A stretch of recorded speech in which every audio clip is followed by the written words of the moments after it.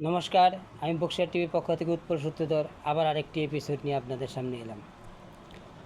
আজকে প্রায় 12-13 দিন হয়ে গেল আরজিকর কাণ্ডে রেস চলছে। এখানে খবরের কিছু নেই। আমার যেটা মনে হয়েছে, যেভাবে আন্দোলন চলছে ঠিক আছে, কিন্তু এখানে আমার একটি ব্যক্তিগত মত আছে। সেটা হচ্ছে হাসপাতাল কর্তৃপক্ষ তারা এফআইআর করেনি, যা শুনতে পাচ্ছি। পুলিশ এফআইআর করেছে মৃতদেহ সৎকারের পর। মৃতদেহকে প্রথমে আত্মহত্যা করেছে বলে তার বাবা মাকে জানানো হয়। এই যে টোটাল প্রক্রিয়া, তারপরে সে ডাক্তারের নাকি আবার আরেক জায়গায় বদলি হয়েছে। ডাক্তারকে 3বার, যিনি সুপার, তাকে 3বার বদলি করা হয়েছে, 3বারই ফিরিয়ে আনা হয়েছে। এই যে ঘটনাগুলি, এই ঘটনাগুলিকে আমার স্রেফ ফাইজলামি ছাড়া আর কিছু মনে হয় না। তাকে বদলি করলেন কে? হয় তিনি ভুল করেছেন, নাহলে যিনি ফিরিয়ে এনেছেন 3বার, 18 দিন পর, 4 দিন পর, কয়েক ঘন্টা পর আবার পাঠানো হয়েছে প্রমোশনে বা অন্য একটা জায়গায়। শুনতে পাচ্ছি, জানি না আমি সত্য মিথ্যা, আমি কলকাতার অনেক বাইরে আছি। এগুলি এবং এই যে বিনীত গোয়েল, পুলিশ শুনতে পাচ্ছি তার বিরুদ্ধে তাকে ইস্তফা দিতে হবে বা সাসপেন্ড করতে হবে। তিনি নাকি শ্মশান ঘাটের তার মেয়েটাকে দাহ করবার সব রকম ব্যবস্থা করেছিলেন পুলিশের পক্ষ থেকে। এগুলিকে আমার খুব একটা গুরুতর বিষয় মনে হয় না। আমার মনে হয় কেউ ভুল করলে, আমি যদি কোনো একটা কোম্পানিও চালাতাম, আমার কোনো কর্মচারী ভুল করলে আমি তাকে ডাইরেক্ট হয় বার করে দিতাম, ধমকি দিতাম বা শাস্তি দিতাম।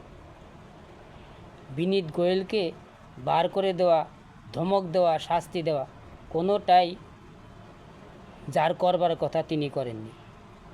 কেন করেননি? তার প্রচ্ছন্ন মদত আছে বলে।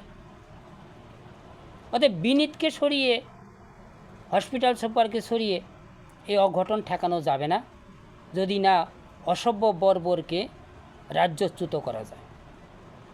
টোটাল শুধু আরজিকর নয়, আমি কলকাতায় বহুবার গেছি। কলকাতা আমার বাড়ির কাছেই, আমি একটু দূরে থাকলেও বাড়ির কাছেই আমার কলকাতা। কোনো হাসপাতালে বেড পেতেও বেগ পেতে হয় যদি সাধারণ মানুষ হয়, পয়সা দিতে হয়। কে জানে না? সকলে জানে। সেখানে এইরকম অঘটন ঘটে, স্বাস্থ্যমন্ত্রী জানে না, পুলিশ মন্ত্রী জানে না। না জানা দোষের নয়, না জানাটা দোষের নয়, সেটা অযোগ্যতার। আপনি যদি না জানতে পারেন, বুঝতে না পারেন, ছেড়ে দিন। আর যদি বুঝতে পেরেও যদি আপনি মদত দিয়ে থাকেন, তাহলে আপনাকে আফগান প্রেসিডেন্ট নাজিবুল্লাহর মতো গাড়ির পিছনে বেঁধে শেষরিয়ে মারা উচিত। কারণ আপনি জনগণের জীবন নিয়ে, রাষ্ট্রের আইন নিয়ে সিনিমিনি খেলতে পারেন না। এটা জনগণের নিশ্চয়ই মনে হয়, আমার ব্যক্তিগত অভিমত নয়। আমি যেটা শুনতে পাচ্ছি, বাংলার মানুষ চাইছে এর পেছনে যে আছে তার কঠোর শাস্তি হোক। আমার ব্যক্তিগত অভিমতের কোনো বিষয় নেই, আমি ব্যক্তিগতভাবে অভিমত ব্যক্ত করতে চাই না। আমি যেটা শুনেছি সেটাই উপস্থাপন করলাম।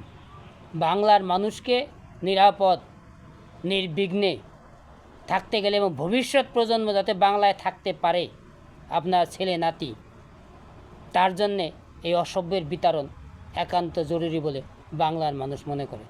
আপনি কি মনে করেন কমেন্ট সেকশনে লিখবেন। সবাইকে ধন্যবাদ বক্সার টিভির পক্ষ থেকে।